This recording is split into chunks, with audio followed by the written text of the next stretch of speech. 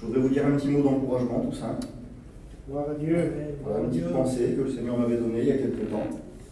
Et puis je pense, moi, qu'elle est encourageante.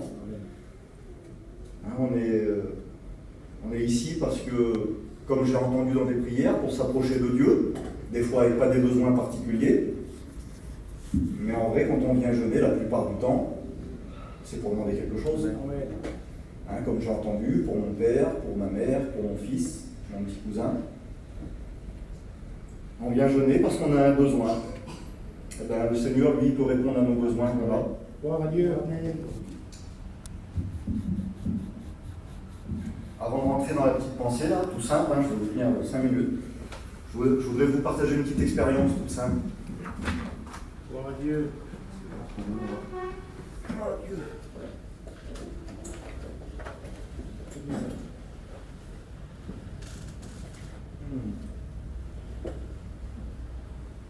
Je vais vous partager un petit peu mon sentiment en ce moment. Vous savez, moi, je ne peux pas partir en mission cette année, mais c'est vraiment pas grave, parce que je suis bien ici.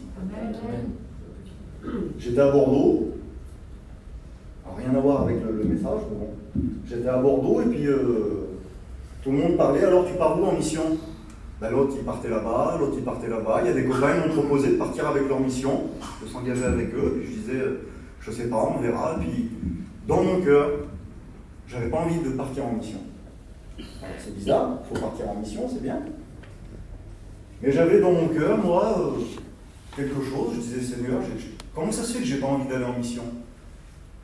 L'année dernière, vous savez, on était jusqu'en Bretagne en mission, ça fait loin d'ici.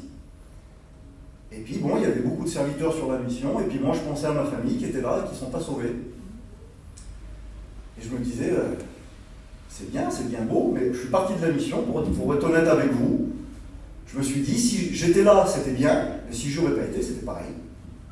C'était mon sentiment à moi. Voilà, je vous encourage à partir en mission. Et cette année, je pensais à ça, c'était le moment des départs, je disais, j'ai pas envie. Puis j'y disais à elle. Et je le partageais dans la réunion, je dis voilà les frères, j'ai pas envie. J'étais un peu perdu dans mes pensées. J'étais perdu entre deux versets.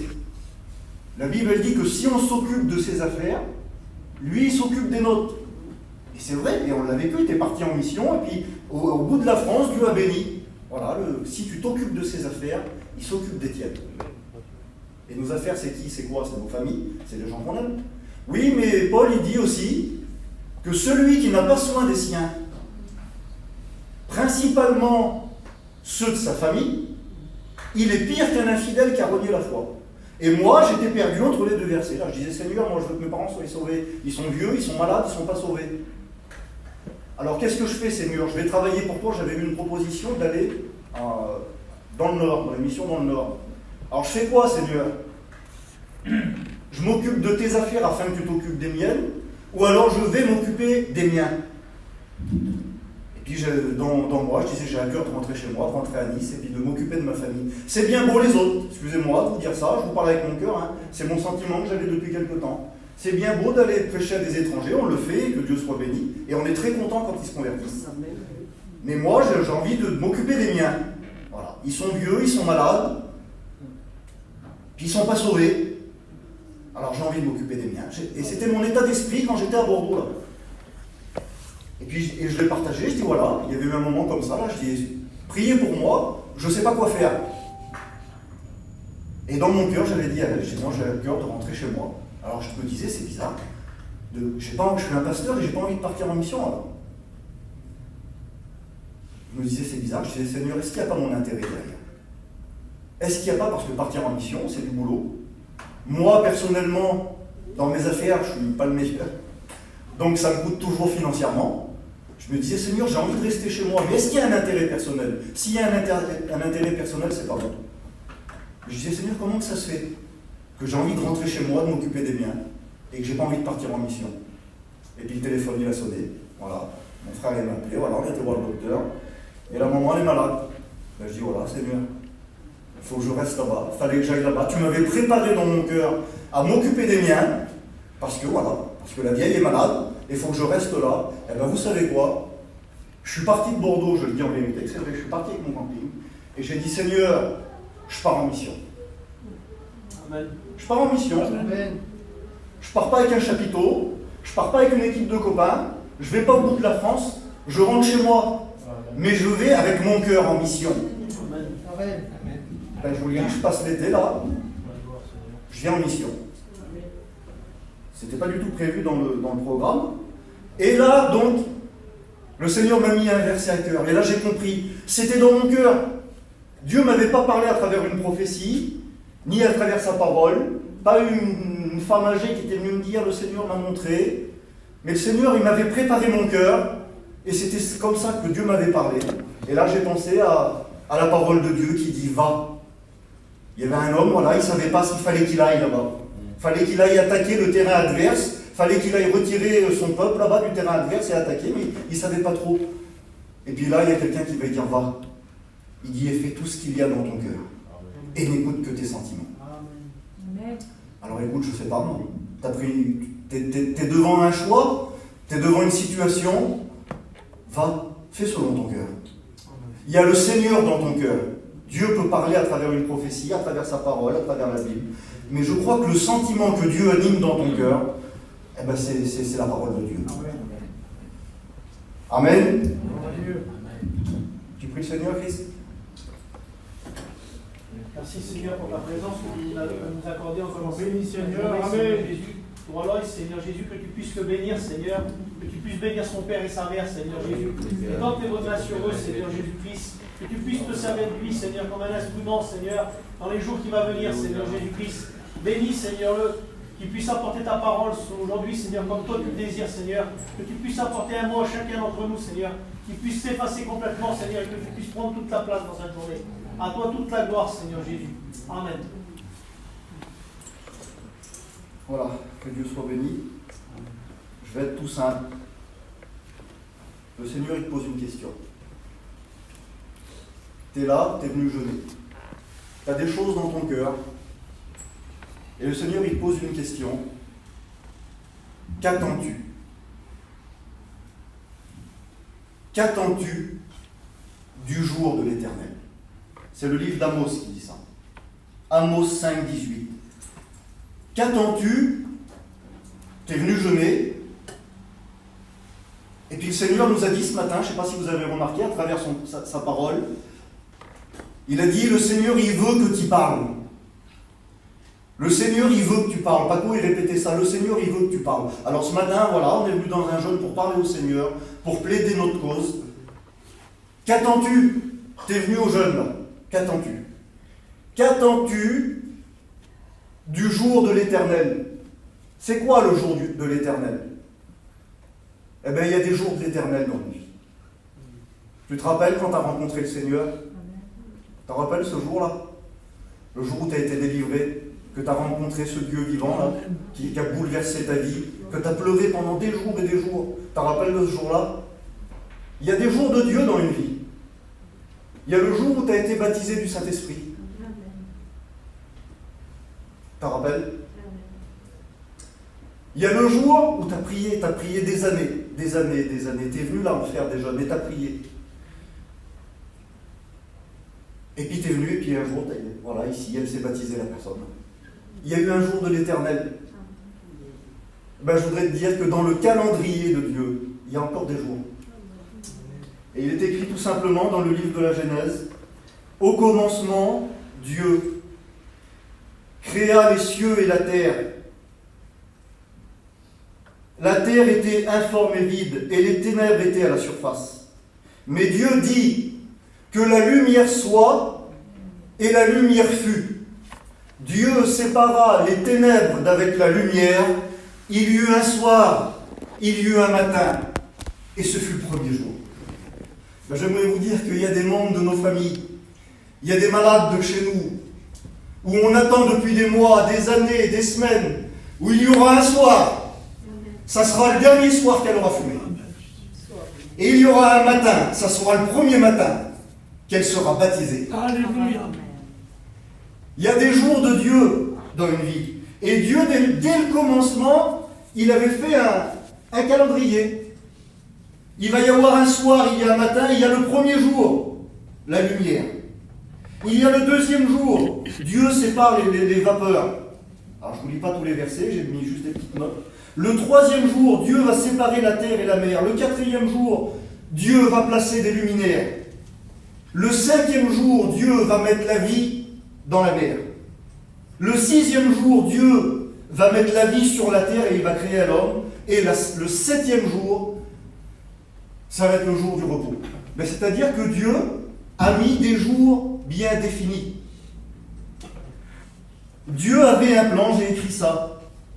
Dieu avait un plan pour chaque jour. Et il y a eu des jours où on s'est baptisé, qu'on a rencontré le Seigneur, qu'on a eu des bénédictions. Eh bien, j'aimerais vous dire que qu'attends-tu du jour de l'Éternel? T'attends pour qui? Pour ton mari? Non, il n'y a pas d'amen, il n'y a pas de foyer divisé là. T'attends qui? Pour ton petit? T'attends pourquoi? Pour la délivrance de quelqu'un? Ben dites amen. Qu'attends-tu? Qu'est-ce que t'attends? Le Seigneur il vient, et puis on voit à plusieurs reprises, le Seigneur il va venir vers des personnes, mais veux-tu être guéri? Que veux-tu que je te fasse? Qu'est-ce que t'attends? C'est ton jour. Amen. Qu'attends-tu du jour de l'Éternel? Plaide ta cause. Tu as le droit de venir et dire Seigneur, voilà ce que j'attends de mon jour. Psaume 139. Sur ton livre. La Bible dit qu'à la fin des temps, Dieu va ouvrir des livres. Alors il y a le livre des œuvres, il y a le livre de vie dans lequel sont écrits nos noms. Mais la Bible dit que sur ton livre étaient écrits tous les jours qui m'étaient destinés. C'est-à-dire qu'au moment, au jour où nous sommes là, Dieu a un calendrier devant nous. Il y a demain, il y a après-demain, il y a les jours d'après. Mais il y a des jours précis où Dieu va agir. Vous y croyez ou pas? Moi j'y crois. Et c'est pour ça que je ne pars pas en mission et que je reste là. Parce que je crois qu'il y a eu un jour, écoutez, je vous parle avec mon cœur, c'était pas... J'ai été diacre pendant, je ne sais plus, 6-7 ans là. Pendant 6-7 ans, j'ai monté le baptistère. Pendant 6-7 ans, j'ai monté le baptistère pour des étrangers. Et à chaque fois, pas une fois que je l'ai monté, pas une fois que je l'ai monté, j'osais pas penser. Je disais, Seigneur, est-ce que c'est possible que mon frère soit là-dedans? Est-ce que c'est possible que mon père y soit là-dedans? Que je monte le baptistère pour mon frère ou pour mon père? C'est impossible. J'y croyais plus, j'y croyais pas. C'était trop grand. Je l'espérais, mais sans y croire. Je ne sais pas comment expliquer ça. Je l'espérais, c'est possible, mais c'était trop grand. T'imagines, tu le vois, le Peter, tu vas monter le baptistère un jour, puis le Peter, tu vas le plonger dedans. T'as le droit d'y croire, Jeannot. T'as le droit d'y croire, c'est une promesse. Amen. Crois au Seigneur Jésus et tu seras sauvé toi et toute ta famille. J'ai le droit d'y croire, j'ai le droit de le proclamer. Des fois, l'ennemi ne voudrait pas trop dire des choses. Si, j'ai le droit d'y croire. Et puis, donc j'ai monté le baptistère pendant des années pour les autres. Et puis je me marie, je suis à Bordeaux. Et puis là, je sais pas, je crois de faire une expérience, moi, d'aller en Irlande. Un pasteur me propose d'aller en Irlande. Puis je vois tous les petits détails, après je dis, tu veux que j'y aille, Seigneur? Puis de seul coup, j'appelle mon ancien fif, je peux aller en Irlande comme ci, comme ça. Il dit, écoute, cette année, tu sais, cette année, il va y avoir des jours, là. C'est une année récolte. Il y a des jours de récolte. Il y a des jours où tu sèmes, puis il y a des jours où tu récoltes. Amen. Et le fif, il me dit pas non, on va pas en Irlande, mais il dit, tu sais fils, cette année, on a semé pendant des années, mais il dit cette année, c'est une année récolte. Amen. Je me voulais embêter, j'avais envie d'aller en Irlande. Et puis voilà que je pars sur la mission. Au lieu d'aller en Irlande, de Bordeaux, je pars à Nice. J'arrive le vendredi. Le dimanche, le Tyrone, il se lève dans le culte. Le dimanche d'après, je crois c'est. Me voilà en train de monter le baptistère. Et c'était mon frère qui passait dans les eaux du baptême. Amen. Gloire à Dieu. C'était l'année récolte. Il y a eu des années semences où on a semé avec des larmes, on a semé avec des pleurs. Mais là, c'était l'année récolte, c'était le jour de l'Éternel. Que Dieu soit béni. Gloire à Dieu. Il y avait eu des jours de doute. Il y avait eu des jours de larmes. Il y avait eu des jours de dérapage. Mais Dieu, dans son calendrier, avait prévu un jour. Et là, me voilà monter le baptistère. Et puis mon frère, il se baptise d'un seul coup. Il y en a un qui se lève en sautant d'un bond, mon cousin Germain. Il saute dans le baptistère aussi. Deuxième effet qui se coule. Dieu avait prévu un jour. Alléluia. La semaine d'après, je monte le baptistère, le maverick qui se baptise. Incroyable. Ce jour-là, écoute, ce jour-là, j'y croyais pas. Mais lorsque, 7 ans auparavant, lorsque j'étais en train de monter le baptistère, là, dans le calendrier de Dieu, il existait de ce jour-là. Ben, je voudrais te dire qu'il y a des jours de pleurs, il y a des jours de doute, il y a des jours où on a trop sur la patate. Oui, mais il y a un jour de baptême prévu. Amen. C'est beau, non? J'y crois, moi. Amen. Amen. Sur ton livre étaient écrits tous les jours qui m'étaient destinés. Alors Amos 5, 18, qu'est-ce que t'attends? Dis-moi-le, il dit Seigneur, dis-moi-le ce que t'attends du jour là. J'ai des jours préparés pour toi. Qu'est-ce que tu veux dans le programme? Des fois aussi c'est long. Hein? La Bible nous parle d'une femme malade depuis 12 ans. J'ai marqué ça. 12 ans. 4380 jours. Ça en fait des jours. Ça en fait des soirs à aller se coucher malade et se réveiller malade. D'où, combien? 4380 jours. Ça en fait des matins à se lever à toujours prendre son traitement. Ça en fait des soirs à se coucher avec les douleurs. Elle en a vécu des jours à aller au médecin.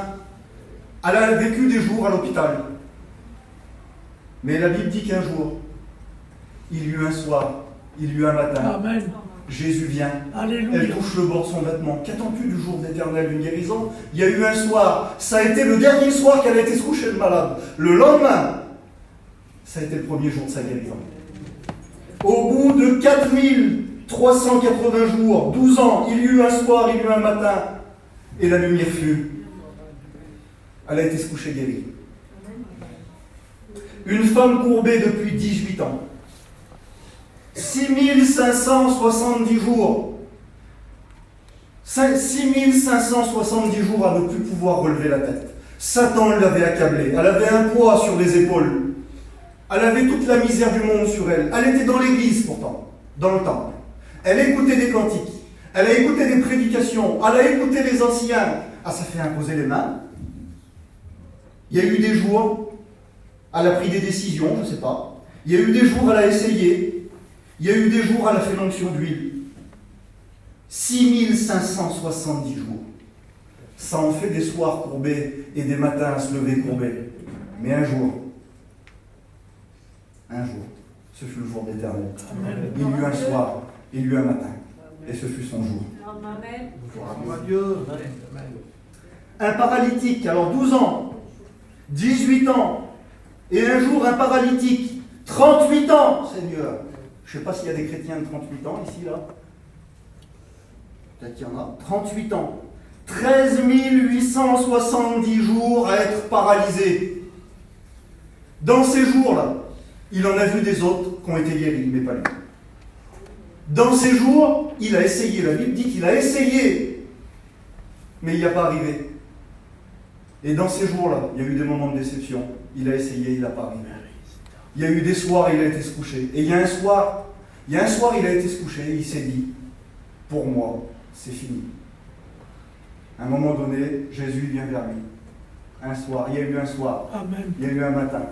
Là où il est le plus découragé, là où il voit que les jours sont tristes, là où il voit où les jours sont sombres, là où il voit pour que lui, il n'y a plus de lumière, quoi.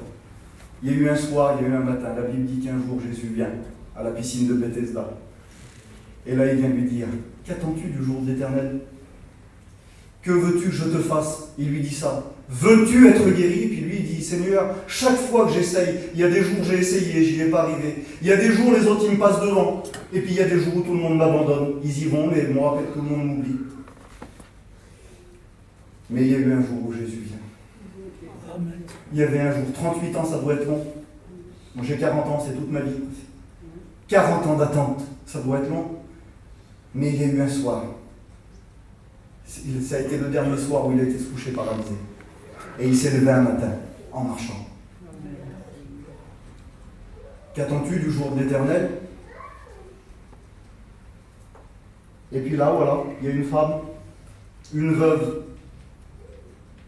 Elle a un problème, elle a un besoin, elle est en face d'un mauvais juge. Et la Bible dit que pendant longtemps, il n'y a pas de jour là, il n'y a pas de date, peut-être toute sa vie, pendant longtemps, elle est venue, elle est venue, elle est venue, elle est revenue, et à chaque fois non, et puis ça fait longtemps que tu viens. Ça fait longtemps que tu viens aux jeunes là. Ça fait longtemps que tu supplies Dieu. Et puis non, non, non, mais un jour. Amen. Et pourquoi pas aujourd'hui? Alléluia. Amen. Gloire à Dieu. Gloire à Dieu. 38 ans que t'attends, 12 ans, 18 ans. Depuis longtemps, toute une vie. Il y a eu un soir, il y a eu un matin, le juge, au lieu de dire non, il a dit oui. Amen.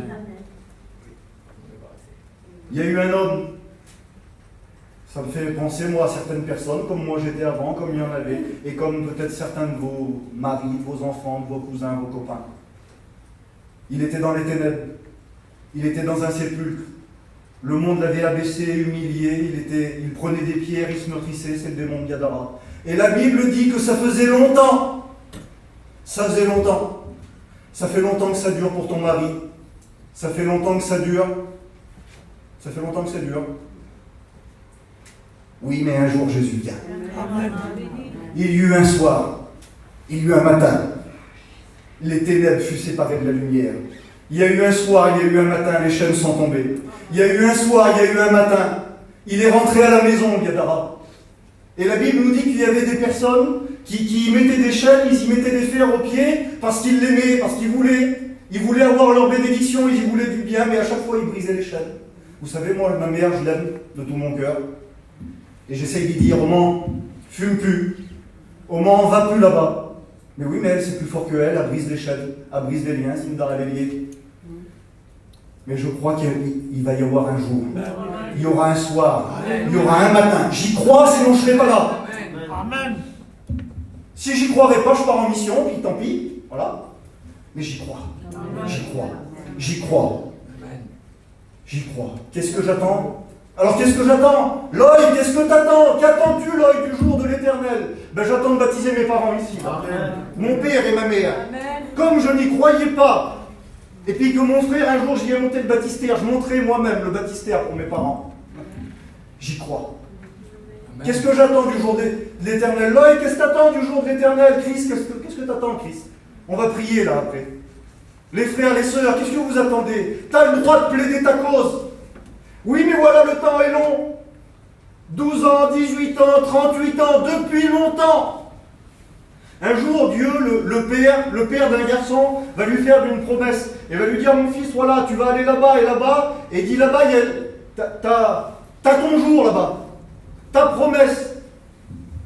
Ta femme t'attend là-bas, tu prendras un tel et un tel. Et la Bible dit qu'il parta. Parce que j'aimerais vous dire que 12 ans c'est long, 18 ans c'est long, et à attendre c'est long. Vous avez vu quand tu attends quelque chose, c'est long. Dans une salle d'attente, c'est long. Ne soyons pas des chrétiens dans une salle d'attente, mais soyons des chrétiens qui allons chercher la bénédiction. Amen. Une bénédiction, elle ne s'attend pas, elle va se chercher. Sois béni, Dieu. Et je crois que si on est là aux jeunes, c'est pour aller chercher. Amen. J'en ai marre d'attendre. Seigneur, tu peux y dire, Seigneur, j'ai marre d'attendre. J'en ai marre d'attendre. Je vais la chercher, ma bénédiction. Je vais la chercher à genoux. Je vais la chercher en jeûnant. Je vais la chercher en priant. Je vais la chercher en témoignant. Et cet homme, il va chercher sa bénédiction. Il ne va pas l'attendre. Son père lui dit, va là-bas dans tel pays. Et puis la Bible dit que Jacob va arriver et il va voir sa bénédiction. Il va voir sa promesse. Rachel. La Bible dit que quand il la vit, elle fut belle de figure et belle de taille. Eh bien, j'aimerais te dire que le jour de l'éternel arrive pour toi. Amen. Dieu a un jour où la promesse va s'accomplir. Et la promesse, quand tu vas la voir sur l'estrade, dans le baptistère, témoigner, tu sais comment elle est ta promesse? Elle est grande de taille et belle de figure. Amen. Amen. C'est beau, c'est beau quand tu vas voir le Tony témoigner. Quand tu vas le voir. Ta promesse, elle paraît impossible, mais elle est grande de taille, dit le Seigneur. Hein, pour le Norman, ça fait longtemps qu'on attend. Et bien, plus on attend, et plus la promesse sera grande de taille et belle de figure. Amen. Mais le temps est long. C'est long, des années d'attente. C'est long des années d'attente. Alors il y a un moyen. La Bible dit que Jacob, pour sa promesse, là il va la voir, il la contemple de loin, elle est belle, sa promesse. Elle est belle de taille, elle est grande et elle est belle à voir. Mais il la regarde de loin, pour l'instant il ne peut pas la saisir, il ne peut pas la toucher. Fallait qu'il attende 7 ans. 7 années. 2555 jours. Et la Bible dit que Jacob servit pour Rachel 7 ans, 2555 jours à travailler dur. Il allait se coucher le soir éreinté par le travail. Il se levait le matin et il allait travailler. Il se couchait le soir. Il a servi pendant 7 ans. Mais quelle beauté, je ne sais pas comment vous dire.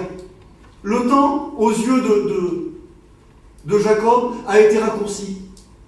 C'est-à-dire que Dieu a un jour dans son calendrier, pour toi c'est peut-être dans 10 ans, dans 15 ans, dans 20 ans. Oui, le temps est long. Mais par notre service, par notre foi, par notre prière, on peut raccourcir le temps. Vous savez qu'on peut raccourcir. Le Seigneur a décidé, il t'a accordé une bénédiction. Elle est prête, elle est pour dans 5 ans. Mais par ton cœur aujourd'hui, par ta prière, le Seigneur il peut changer d'avis et la mettre dans 2 jours, dans 4 jours, dans 5 jours. Ah oui? Un jour Jésus vient, il est là dans une maison. Il y a une femme, sa petite, elle est en miettes. Elle est dans la misère et elle vient trouver le Seigneur, comme tu viens trouver le Seigneur aujourd'hui. Et là, elle dit Seigneur, aie pitié de nous, Seigneur. Puis là, le Seigneur, il dit non. Non, j'ai prévu pour toi, mais il faut d'abord que j'aille donner le pain aux enfants là-bas. Et après, il dit je reviendrai vers toi et je t'accorderai ta bénédiction. Je vous le traduis. Je vous le traduis vite fait. Le Seigneur, il dit non, il n'est pas bon de donner aux enfants, aux petits chiens, le pain des enfants. Le Seigneur est en train de dire, il faut d'abord que j'aille là-bas, ils ont leur jour là-bas, et après je reviendrai vers les païens, donc vers toi. Donc tu auras ton jour, mais plus tard. Mais elle, par sa persévérance, par son cœur, par son amour, par sa prière, a dit, Seigneur, j'en suis pas digne, mais le petit chien que je suis sous la table. Le Seigneur, il la regarde. Femme, ta foi est grande. Voici ton jour. Amen. Femme, ta foi est grande. Femme, ta faim est... T'en as envie ardemment de ce jour. Je te le donne aujourd'hui. Le Seigneur n'avait pas dit non, il avait dit plus tard. Mais elle, parce qu'elle intercède, le plus tard est devenu maintenant. Alors Jacob va servir pendant 7 années. Pendant 7 ans. Travailler dur, servir le Seigneur. Mais là, le temps va raccourcir. Regardez le verset, il est beau. Ah, je vous dis. Si je le retrouve.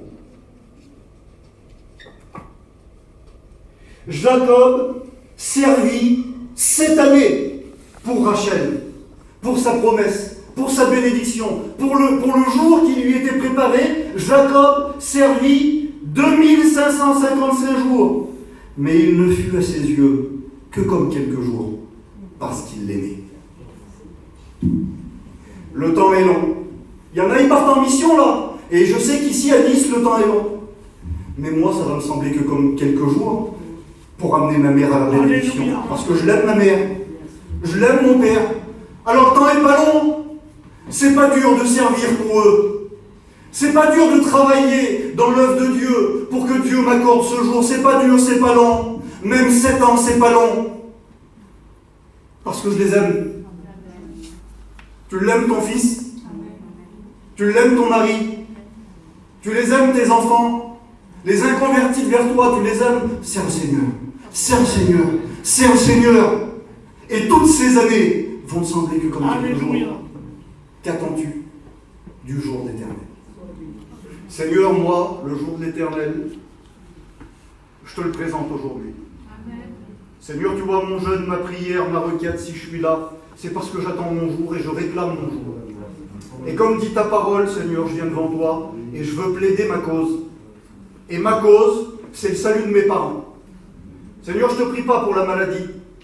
Je ne te prie pas de les bénir. Je te prie de les sauver. Je te prie, Seigneur, que je puisse les baptiser. Mais de baptiser des convertis, des nés de nouveau. Seigneur, tu vois, dans le terrain où tu m'as placé, j'aurais cru que tu m'envoies loin dans mon ministère, Seigneur, tu m'envoies chez moi. Tu vois, dans le terrain où je suis, mes parents, mon oncle, ma tante, leur incrédulité, leur orgueil. Seigneur, dans ta grâce, j'invoque le Dieu du ciel. Seigneur, je te présente mon jeune dans cette journée. Ce que j'attends du jour de l'Éternel, c'est que les écluses des cieux y s'ouvrent dans le terrain là-bas pour mon oncle, ma tante, mes parents, Paul Peter, Seigneur, sa femme, tous ceux où tu m'as placé, ceux qui sont autour là-bas, la Carmen, Seigneur. Dans ta grâce, je veux te servir en attendant ce jour. Alors dans ta grâce, Seigneur, que ton nom soit béni. C'est aujourd'hui le jour du salut. C'est aujourd'hui le jour de la grâce.